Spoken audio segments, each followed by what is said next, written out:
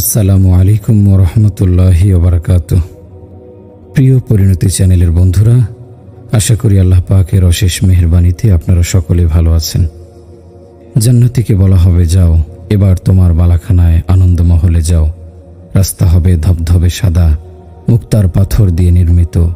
কোথাও সবুজ রঙের মুক্তার দানা দিয়ে বাধাই করা মেজ, সুউচ্চ প্রাসাদ, চোখ ধাঁধানো সব কারুকাজ হবে। তার শিল্প সৌন্দর্যে মন হয়ে যাবে মাতোয়ারা। সামনে আসবে মূল্যবান মুখমলের গালিচা, ফুলের পাপড়ির মতো নরম কোমল, তার উপর আলিশান পালঙ্ক, মণিমুক্তা খচিত বিশাল পালঙ্ক।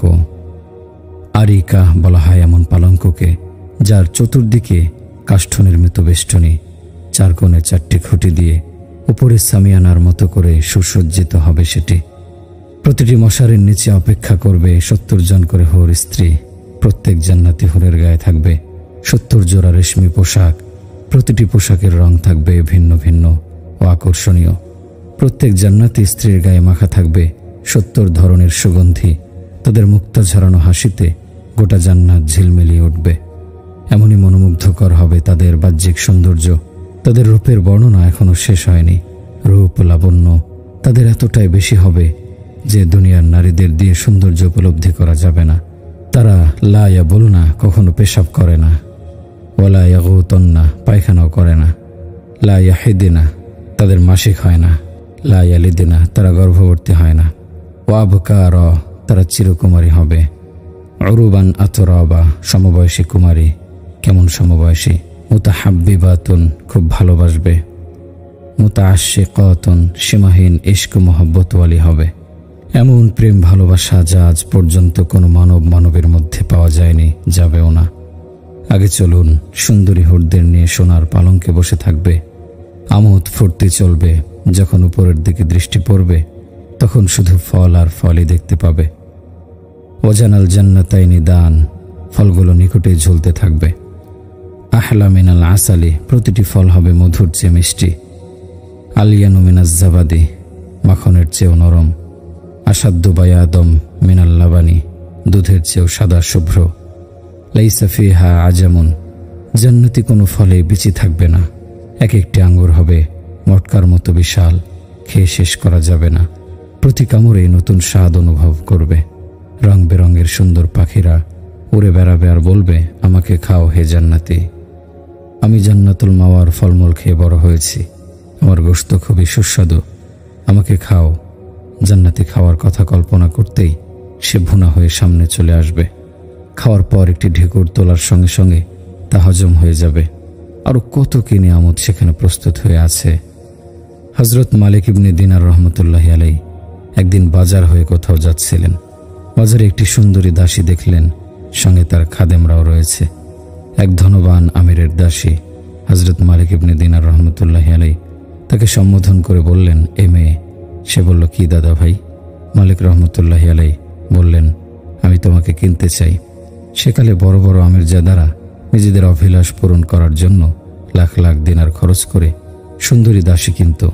এখানে সে রকমেরই কিছু একটার প্রদর্শনী হচ্ছিল। দাসী হাসতে হাসতে বলল, তোমার মতো ফকির আমাকে কিনবে? মালিক রহমতুল্লাহি আলাইহি বললেন, হ্যাঁ, আমি কিনতে চাই। দাসী তার খাদেমদের বলল, এই বুড়ো মেয়েকে ধরো, তাকে আমি আমিরের কাছে নিয়ে যাব। একটা মজাই হবে আজ। তারা হযরত মালিক ইবনে দিনারকে আমিরের দরবারে উপস্থিত করল। আমিরের সামনে গিয়ে কৌতুকভাবে দাসী বলল, মহান আমির, আজ একটা মজার ব্যাপার ঘটেছে।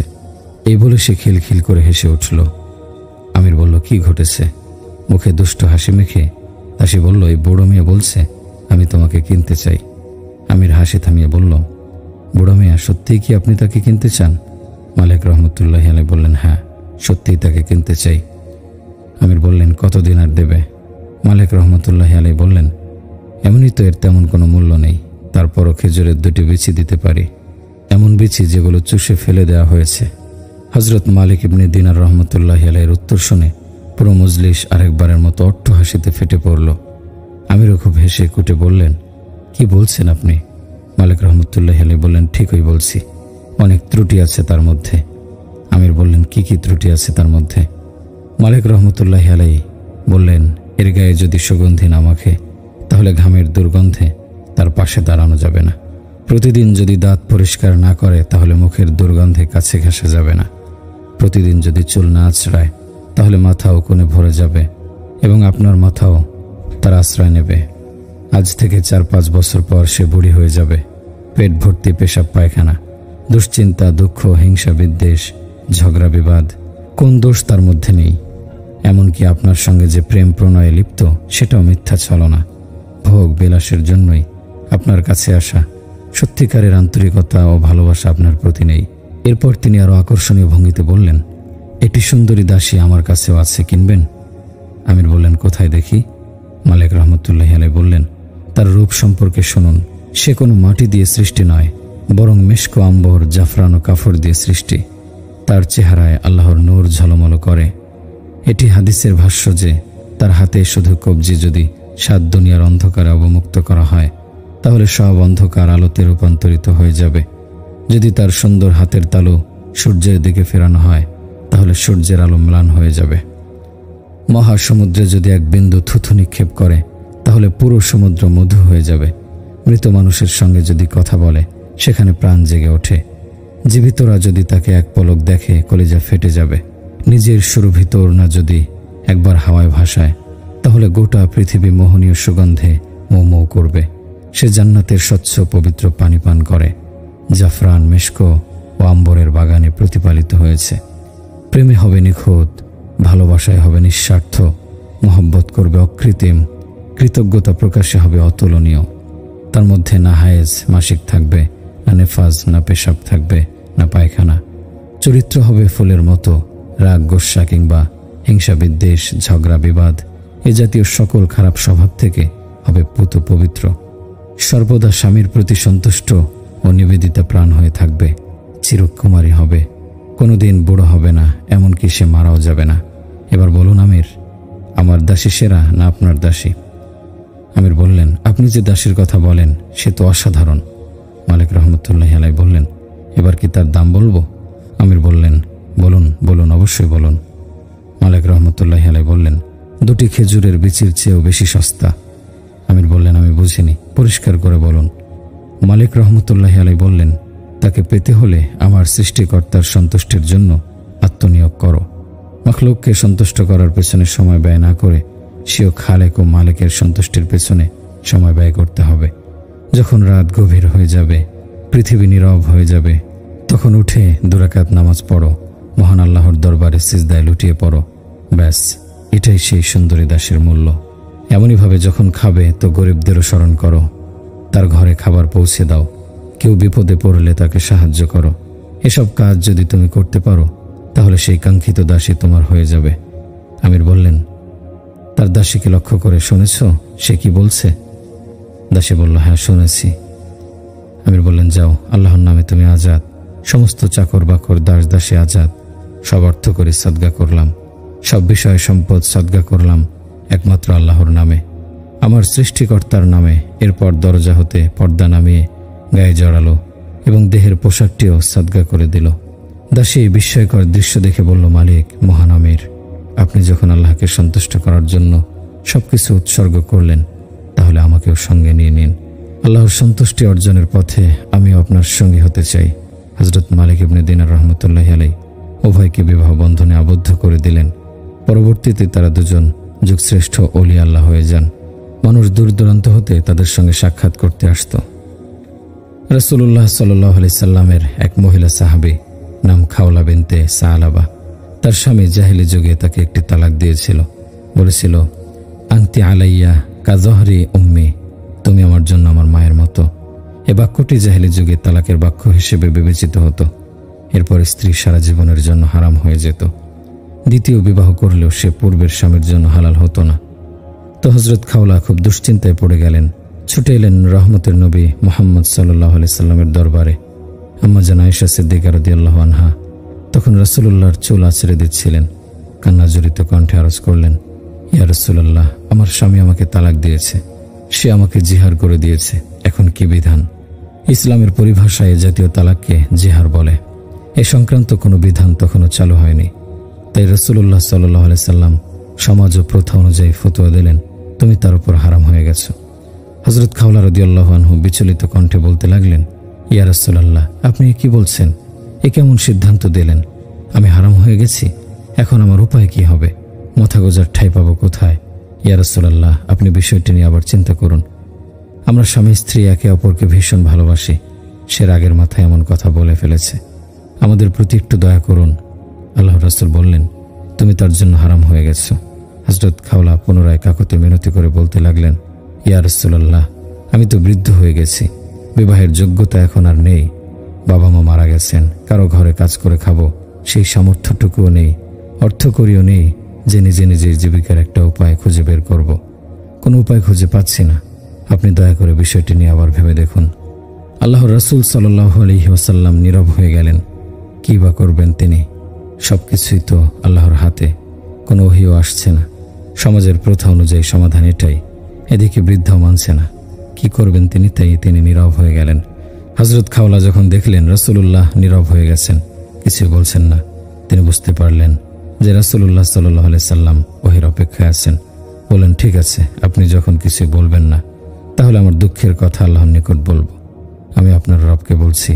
সেখানে আল্লাহর রাসূলের সামনে বসেই এভাবে দুহাত তুলে আসমানের দিকে তাকিয়ে বললেন, হে আল্লাহ, আমার ফরিয়াদ শুনুন, আপনার নবী তো শুনেও শুনছেন না। ইন্নালি ওয়াসিয়াতি সিগরা, দেখুন আমার ঘরে কচি কচি শিশুরা রয়েছে।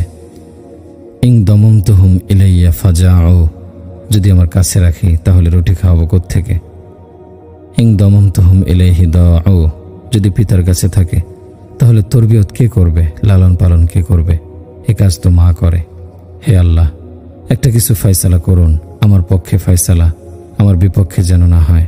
হে আল্লাহ, দয়া করুন, রহম করুন, করুণা করুন। চিন্তা করুন কি সাহস মহিলার! আল্লাহকে বলছেন নিজের শরীয়তের ফয়সালা এখনই নাজিল করুন এবং আমার পক্ষে নাজিল করুন, আমার বিপক্ষে নয়। আহা, কি চমৎকার আস্থা ও বিশ্বাস! এমনই একটা সময় ছিল মুসলমানদের। হৃদয় কাঁদত, দৃষ্টি উঠে যেত আসমানের দিকে, অস্ফুট স্বরে ফরিয়াদ হতো, আল্লাহর দরবারে মিনতি চলত। মুহূর্তের ব্যবধানে আল্লাহর পুরো গায়েবে নিজাম, অদৃশ্য শক্তি নড়ে চড়ে উঠত। চোখের পানি শুকানোর পূর্বেই মনের ইচ্ছা পূরণ হয়ে যেত। আরশের সঙ্গে হৃদয়ের সম্পর্ক এমনই নিবিড় ছিল। এখন তো আর সেই হৃদয় নেই, নেই তেমন উত্তাপ। আমরা জালেম হয়ে গেছি, আমাদের পাপ বেড়ে গেছে, তাই সবকিছু আমাদের থেকে মুখ ফিরিয়ে নিয়েছে। একটা পঙ্গুক্তি মনে পড়ে, এক সময় তার সাথে আমাদেরও গভীর বন্ধন ছিল, ছিল হৃদ্যতা। বহুদিন হলো ভুলে গেছি তাকে ও তার সেই অনুপম হৃদ্যতাকেও। আমরা তো আসলে আমাদের রবকেই ভুলে গেছি। বড়ই পরিতাপের কথা এটি, দুঃখের কথা। হযরত আয়েশা সিদ্দিকা রাদিয়াল্লাহু আনহা বলেন, খাওলা আমার সামনে বসে কেঁদে কেঁদে ফরিয়াদ করছিল। তার কান্না দেখে আমিও চোখের পানি ধরে রাখতে পারিনি। তার করুণ স্বরে কান্নার আওয়াজ আল্লাহর আরশকে কাঁপিয়ে তুলল। মুহূর্তের মধ্যে আরশের দরজা খুলে গেল। রাসূলুল্লাহ সাল্লাল্লাহু আলাইহি সাল্লামের উপর ওহী অবতীর্ণ হলো। ওহী অবতীর্ণ হওয়ার সময় তার চেহারা পরিবর্তন হয়ে যেত। হযরত আয়েশা রাদিয়াল্লাহু আনহা ধমকে উঠলেন, খাওলা দেখো, ওহী অবতীর্ণ হচ্ছে, কান্না বন্ধ করো। হযরত খাওলা দেখলেন ওহী অবতীর্ণ হচ্ছে, তখন তার কান্না আরো বেড়ে গেল। অঝরে কাঁদতে লাগলেন, জানা নেই ওহী আমার পক্ষে অবতীর্ণ হচ্ছে না বিপক্ষে। আল্লাহ তো কারো হুকুমের গোলাম নন, তিনি যা ইচ্ছা তাই করবেন। কান্না আরো বেড়ে গেল, সেই সাথে উদ্বেগ, উৎকণ্ঠাও। এই যেন গলাকাটা মুরগির ছটফট দৃশ্য। কিছুক্ষণ পর রাসূলুল্লাহ সাল্লাল্লাহু আলাইহি সাল্লাম চোখ খুললেন, কপাল ও মুখ থেকে ঘাম মুছে বললেন, সুসংবাদ খাওলা, তোমার জন্য সুসংবাদ। আল্লাহ তাআলা তোমার পক্ষে ফয়সালা ঘোষণা করেছেন। নবীর ফতোয়ার খেলাফ, নবীর ফয়সালার বিপক্ষে এক অসাধারণ বৃদ্ধ উম্মতির পক্ষে ফয়সালা এসেছে। সরাসরি আরশে আজিম থেকে, একদম মুহূর্তের মধ্যে, নগদে। সুবহানাল্লাহ। আমাদের নবীজির এটাও একটা বৈশিষ্ট্য যে তিনি উম্মতের অন্তরের উপর এমন মেহনত করেছেন, তাদেরকে এমন তারবিয়াত ও দীক্ষা দিয়েছেন যে সেই উম্মতের একজন বৃদ্ধা মহিলার ফরিয়াদেও আরশে আজিম হতে ওহী নাজিল হয়ে যায়। আল্লাহ তাআলা একজন জান্নাতীকে দুনিয়ার চেয়ে 10 গুণ বড় জান্নাত দান করবেন। সে জান্নাতে প্রবেশ করবে, তাকে স্বাগতম জানাবে তার 80,000 গোলাম। এদের কাউকে বেতন দিতে হবে না, সব খরচ এখন আল্লাহর দায়িত্বে। প্রধান ফটক দিয়ে প্রবেশ করবে, ভেতরের দৃশ্য দেখে চোখ ধাঁধিয়ে যাবে। কি সুন্দর সেই দৃশ্য! সরাসরি ফুলের গাছ, রং বেরঙের ফুলের সমাহার। জান্নাতি পাখিরা মধুর সুর তুলে তার নামে প্রশংসাসূচক গজল গাইবে।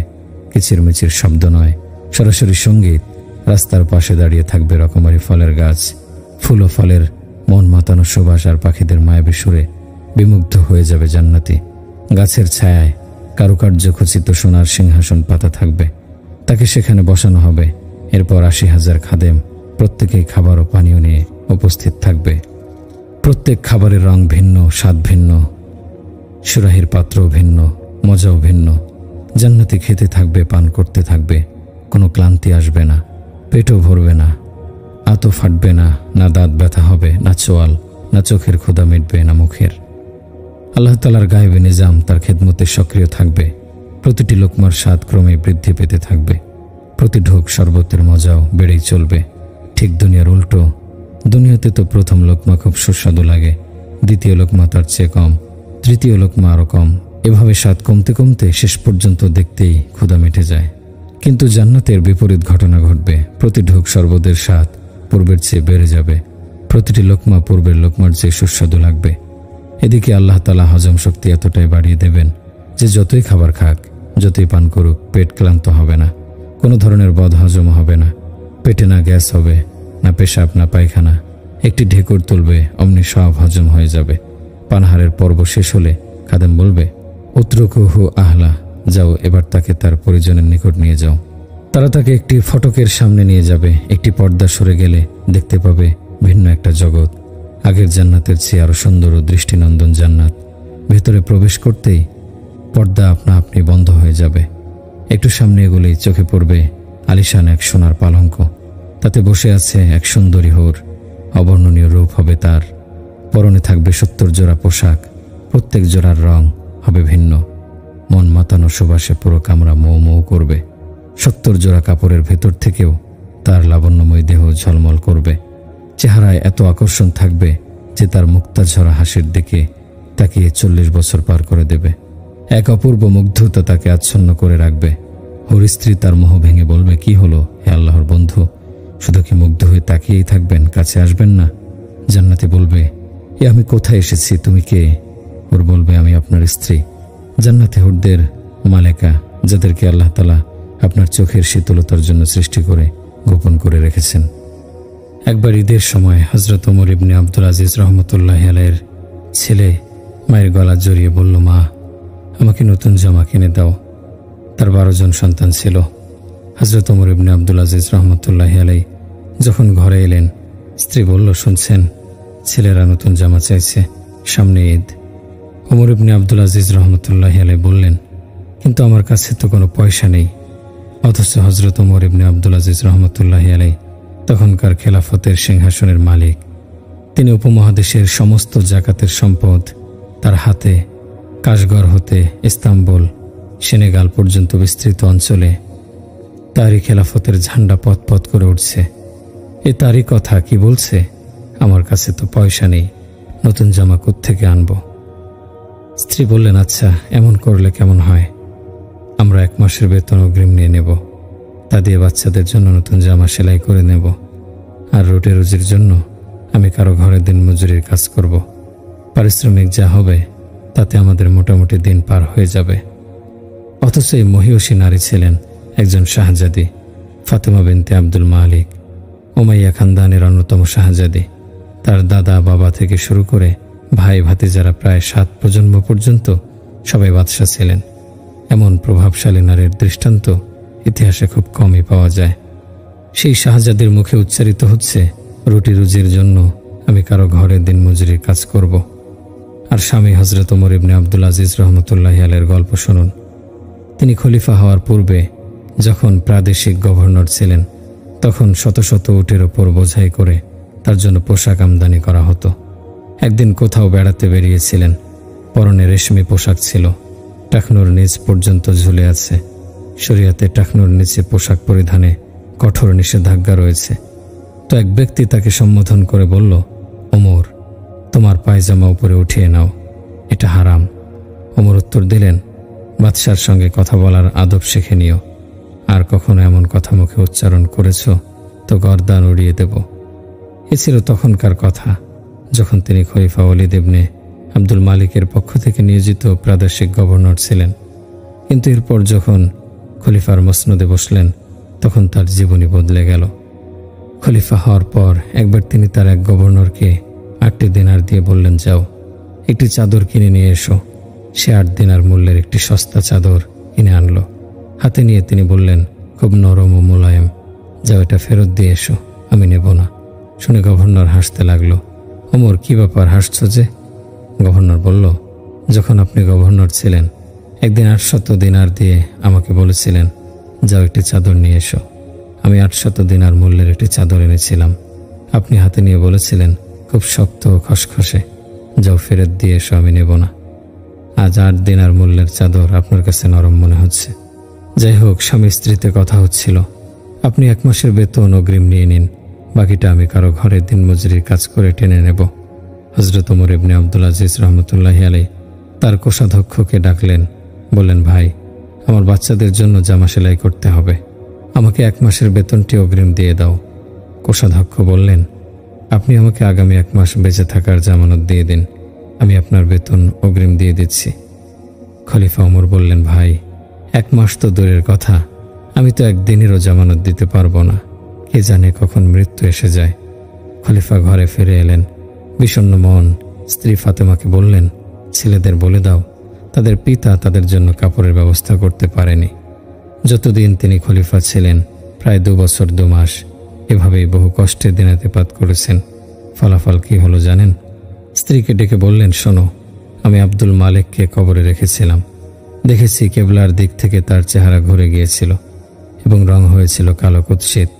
এরপর তার ছেলে ওয়ালিদকে কবরে রেখেছি, তার কাফনের গিট্টু খুলে দেখেছি তার চেহারাও কেবলার দিক থেকে ঘুরে গিয়েছিল এবং রং হয়েছিল কালো কুৎসিত।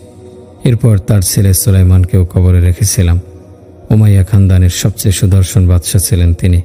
তার কাফনের গিট্টু খুলে দেখেছি চেহারা কেবলার দিক থেকে ঘুরে গিয়েছিল এবং এমন সুন্দর চেহারা কালো কুৎসিত হয়ে গিয়েছিল। এবার আমার যাওয়ার পালা। আমার জানা নেই আমার কি পরিণতি হবে। তার পরিণতি কি হবে তা কবরে যাওয়ার পূর্বেই আল্লাহ তাআলা প্রকাশ করে দেখিয়েছেন। যখন তার মরদেহ কবরের কাছাকাছি নেওয়া হলো, তখন হঠাৎ বাতাসের একটি ঝাপটা এলো, সেই সাথে একটি কাগজের টুকরাও। হাতে নিয়ে দেখা গেল তাতে লেখা আছে, বিসমিল্লাহির রহমানির রহিম, বারাআতুম মিনাল্লাহি বিউমর ইবনে আব্দুল আজিজ মিনান নার। এটি ওমর ইবনে আব্দুল আজিজের নামে আল্লাহর পক্ষ হতে জাহান্নাম থেকে মুক্তির পরোয়ানা। সবার সিদ্ধান্তে কাগজের টুকরাটি তার কাফনের ভেতর রাখা হলো। প্রত্যক্ষদর্শীদের বরাত দিয়ে ঐতিহাসিকরা লেখেন, যখন তার কাফনের গিট্টু খুলে কবরে রাখা হয়, তখন তার চেহারা ছিল কেবলামুখী এবং মুখমণ্ডল এত জ্যোতির্ময় দেখাচ্ছিল যেন পূর্ণিমার চাঁদের একটি টুকরো কেটে কবরে রাখা হয়েছে। তো বন্ধুরা, শরীরের ব্যবহার শিখতে হয়, শক্তি সামর্থ্য যৌবনের ব্যবহার শিখতে হয়। আল্লাহ তাআলার দরবারে মুহাম্মদী তরিকার বড়ই মূল্য। পবিত্র কোরআনে আল্লাহর ইরশাদ, সিবগাতাল্লাহ, আল্লাহর রঙের চেয়ে উত্তম আর কার রং হতে পারে না। আল্লাহ দেখবেন কারা আল্লাহর সঙ্গে রঙিন হয়ে এসেছে, কারা মুহাম্মদী তরিকায় জীবনযাপন করে এসেছে। বুখারী শরীফের হাদিসে একটি ঘটনা বর্ণিত হয়েছে।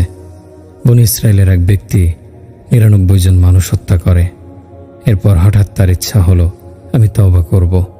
তাই এক মূর্খ লোককে জিজ্ঞাসা করল, আমি 99টি খুন করেছি, আমার তওবা কি কবুল হবে?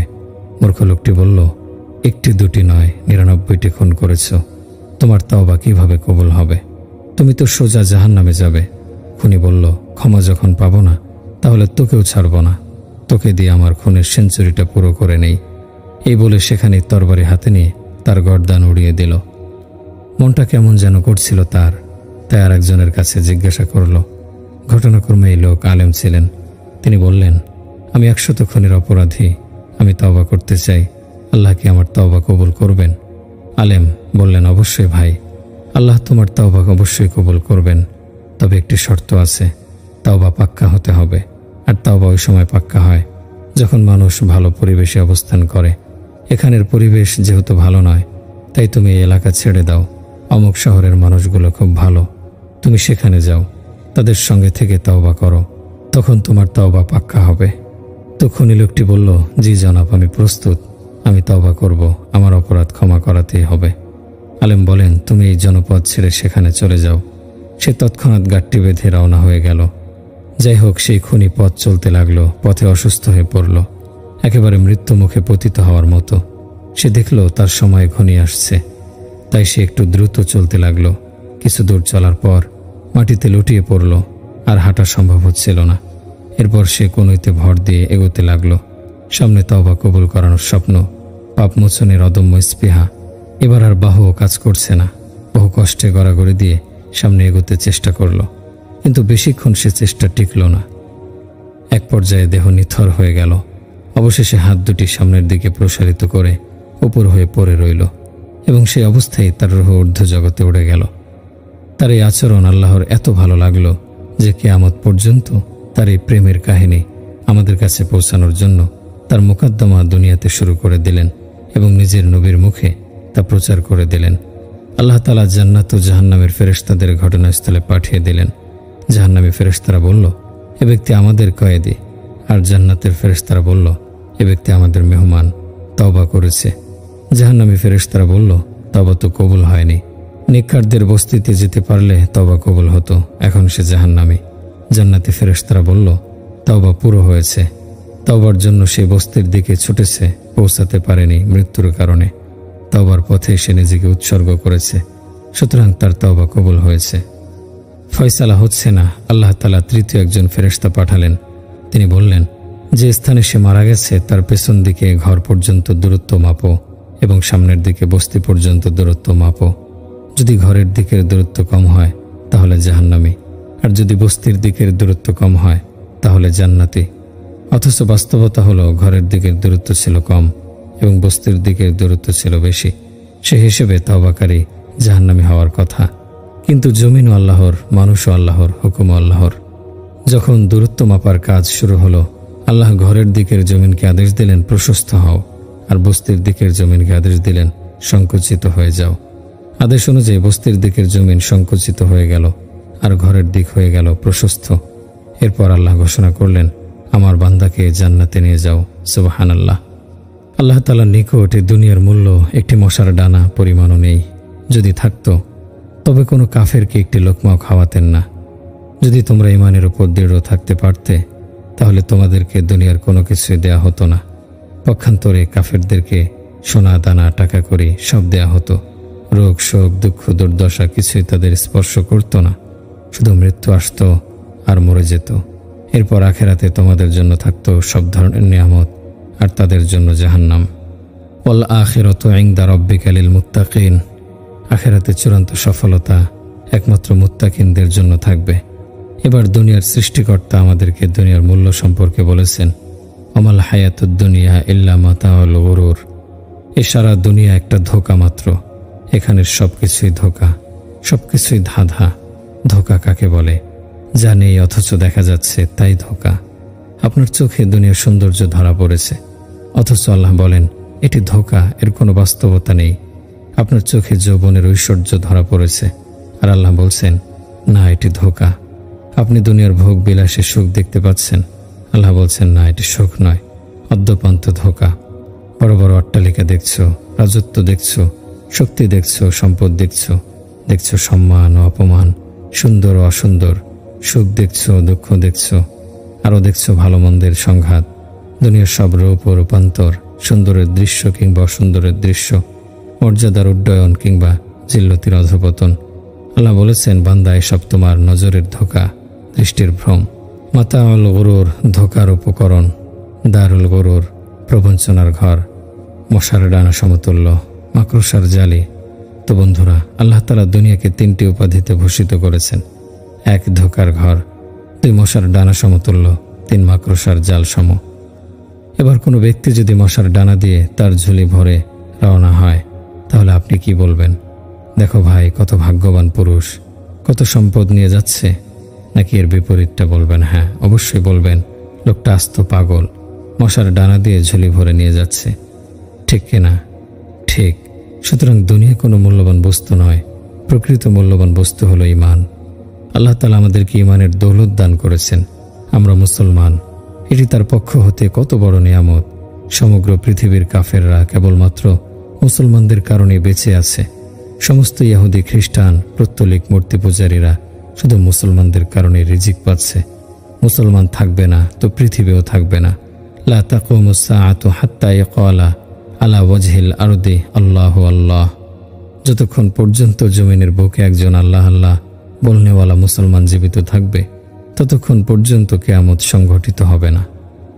হযরত ওমর ইবনুল খাত্তাব রাদিয়াল্লাহু আনহু ছিলেন এমন অসাধারণ ব্যক্তিত্ব, যার দূরদর্শী শাসনামলে 22,52,000 বর্গমাইল পর্যন্ত ইসলামী খেলাফত বিস্তার লাভ করেছিল।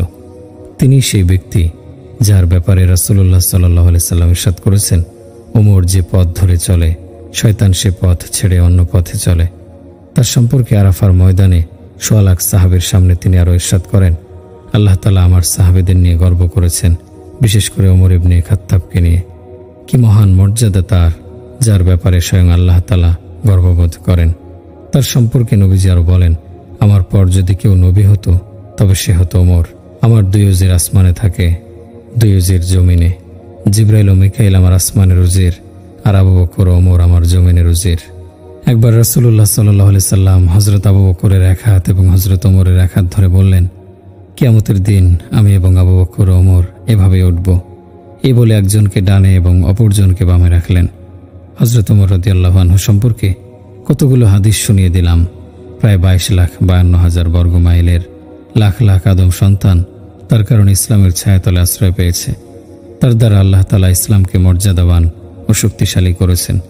তিনি ছিলেন নবীজির দোয়ার ফসল, হে আল্লাহ, ওমর ইবনে খাত্তাবকে আমার ঝুলিতে দিয়ে দাও, তার দ্বারা ইসলামকে শক্তিশালী করো। আল্লাহ তাআলা হযরত ওমর রাদিয়াল্লাহু আনহুকে সাধারণ মৃত্যু দান করেননি, সর্বোচ্চ মর্যাদার মৃত্যু, শাহাদাতের মৃত্যু দান করেছেন। এক কাফেরের হাতে ফজরের নামাজে দাঁড়ানো অবস্থায় ছুরিকাঘাতে মারাত্মকভাবে জখমী হন এবং তাতেই তার শাহাদাত নসিব হয়। মৃত্যুর পূর্বে ছেলে আব্দুল্লাহ ইবনে ওমরকে কাছে ডেকে বললেন, আব্দুল্লাহ, আম্মাজান হযরত আয়েশা সিদ্দিকাকে গিয়ে বলো ওমর তার সাথীদ্বয়ের সাথে দাফন হওয়ার অনুমতি চাচ্ছে। সাবধান, এভাবে বলো না আমিরুল মুমিনিন অনুমতি চাচ্ছে, বরং বলবে ওমর অনুমতি চাচ্ছে। যদি তিনি অনুমতি দেন তাহলে মৃত্যুর পর আমাকে তার ঘরে নবীজির পাশেই দাফন করো, আর যদি অনুমতি না দেন তাহলে মদিনার সাধারণ কবরস্থানে দাফন করো। হযরত আব্দুল্লাহ ইবনে ওমর রাদিয়াল্লাহু আনহু আম্মাজান হযরত আয়েশা সিদ্দিকা রাদিয়াল্লাহু আনহার দরজায় উপস্থিত হয়ে দেখলেন তিনি কাঁদছেন। তিনি আরজ করলেন, আম্মাজান, আমার পিতা ওমর তার সাথীদের পাশে নবীজি এবং আবু বকরের পাশে দাফন হওয়ার অনুমতি চাচ্ছে। হযরত আয়েশা সিদ্দিকা রাদিয়াল্লাহু আনহা বলে উঠলেন, এই স্থান তো আমি নিজের জন্য রেখেছিলাম, তবে ওমর যদি চান তাহলে তাকে আমি নিজের ওপর প্রাধান্য দেব। যাও, আমি অনুমতি দিলাম। এ ছিল হযরত ওমরের জন্য অনেক বড় সুসংবাদ, অনেক মর্যাদার বিষয়। হযরত আব্দুল্লাহ ইবনে ওমর রাদিয়াল্লাহু আনহু ফিরে এসে বললেন, আব্বাজান, মোবারক হোক, অনুমতি হয়ে গেছে। চিরদিনের জন্য সঙ্গ পেয়ে গেছেন, দুনিয়াতেও সঙ্গী ছিলেন, আখিরাতেও সঙ্গী হয়ে গেলেন। হযরত ওমর রাদিয়াল্লাহু আনহু বললেন, না না আব্দুল্লাহ, হতে পারে তিনি লজ্জায় অনুমতি দিয়েছেন, তাই আমার মৃত্যুর পর জানাজা নিয়ে পুনরায় একবার অনুমতি চেয়ে নিও। তখন যদি অনুমতি দেন তাহলে ভেতরে নিয়ে দাফন করো। এ পর্যন্ত তো তার অনেক বৈশিষ্ট্য মর্যাদার কথা শুনলেন। এত সব গুণ ও সম্মানের অধিকারী হয়েও মৃত্যুর সময় তার অভিব্যক্তি শুনুন, বুক ফেটে কান্না আসবে। অন্তিম মুহূর্তে তার ছেলে আব্দুল্লাহর কোলে মাথা রেখে বললেন, বেটা, আমার মাথাটি মাটির ওপর রাখো। তিনি তার মাথাটি সযত্নে মাটির ওপর রাখলেন। তিনি তার গাল মোবারক মাটির সঙ্গে ঘষতে লাগলেন আর অস্ফুট স্বরে বলতে লাগলেন, ওয়াইলাকা ইয়া উমারু ইন লাম ইয়াগফির লাকা রব্বুকা। হে ওমর, তুই ধ্বংস হয়ে গেলি যদি তোর রব তোকে ক্ষমা না করেন। এ বাক্যগুলো তিনি বারবার উচ্চারণ করতে লাগলেন। চিন্তা করুন, এমন মহান সাহাবী যার জন্য জান্নাত সাজানো হয়েছে, যাকে ফেরেশতারা স্বাগতম জানাবেন, তিনি বলছেন, আমি ধ্বংস হয়ে গেলাম যদি আমার আল্লাহ আমাকে ক্ষমা না করেন। তাহলে আমাদের কি উপায় হবে? হযরত সুহাইব রাদিয়াল্লাহু আনহু জানাজা পড়ালেন। জানাজার খাট নিয়ে যাওয়া হলো। আম্মাজান হযরত আয়েশা সিদ্দিকা রাদিয়াল্লাহু আনহার দরজায় হযরত ইবনে ওমর রাদিয়াল্লাহু আনহু দরজায় দাঁড়িয়ে সালাম দিয়ে বললেন, আম্মাজান, আমার পিতা ওমর আপনার দরজায় এসে উপস্থিত হয়েছে, ভেতরে আসার অনুমতি চাচ্ছে। হযরত আয়েশা পর্দার আড়াল থেকে বললেন, মারহাবা হে ওমর, আপনাকে স্বাগতম। ওমরের জন্য পথ খোলা। এরপর অন্য ঘরে সরে গেলেন যেন সহজেই কবর খোঁড়া যায়।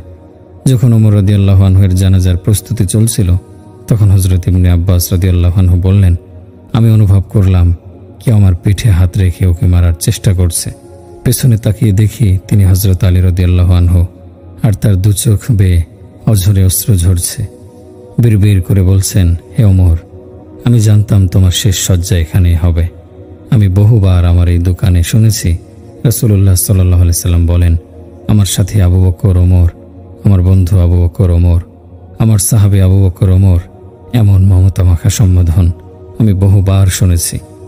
বন্ধুরা, হযরত ওমর রাদিয়াল্লাহু আনহুর মতো একজন জালিলুল কদর সাহাবী, যিনি এত বৈশিষ্ট্য মর্যাদার অধিকারী ছিলেন, দুনিয়ায় থাকতেই যিনি জান্নাতের সুসংবাদ পেয়েছেন, যার শানে কোরআনের আয়াত নাজিল হতো, যার জন্য নবীজি অশ্রুসিক্ত দোয়া করেছিলেন, জীবনের শেষ মুহূর্ত পর্যন্ত যিনি ইসলামের উন্নতি অগ্রগতির জন্য নিরলস প্রচেষ্টা চালিয়ে গেছেন, সেই ওমর ইবনে খাত্তাব, আমিরুল মুমিনিন, খলিফাতুল মুসলিমিন, মৃত্যুর সময় থরথর করে কাঁপছেন, উপর হয়ে শুয়ে মাটিতে গাল ঘষছেন, তপ্ত অশ্রুগণ্ড বেয়ে ঝরছে, অস্ফুট স্বরে একতি ভেসে আসছে, হে আল্লাহ, ওমর ধ্বংস হয়ে যাবে, যদি তুমি ক্ষমা না করো ওমর ধ্বংস হয়ে যাবে।